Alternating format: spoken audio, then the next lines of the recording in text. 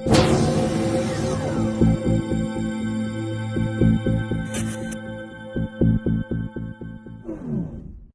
everybody, it's Josh here at Ironhide Academy in beautiful, wonderful, scenic Leesburg, Virginia, here with the Vicious Viking himself, Justin Parker. All right, so we're going to go over the techniques, the series of grappling takedowns we did over the weekend, or excuse me, did during the week. So we're going to start out here.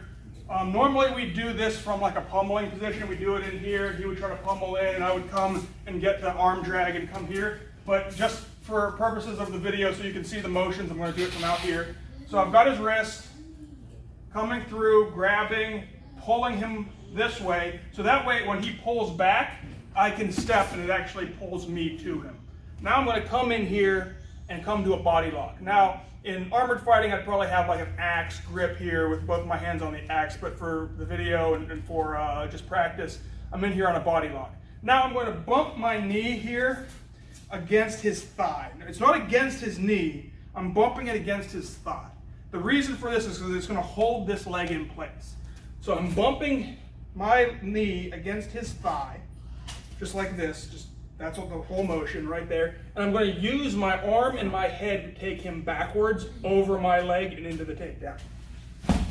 And he thumps when he hits the ground, and it's all over, and the crowd goes crazy, and you win. But he can do things to avoid this. So I come in here, boom, and he squares up with me. So I'm going to take this arm and come to a super deep underhook, right? As I do this, I'm bringing my hip in to his hip, and this arm, I'm going to grab it by the tricep, and now I'm going to take a big step back with this leg and throw him.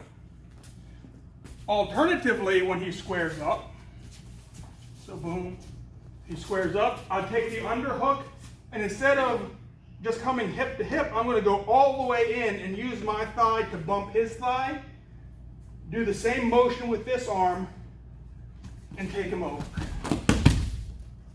All right, either way it works. It depends on how you feel and where your center of gravity is. If your center of gravity is a little higher, you probably want to do the first one, the big step back.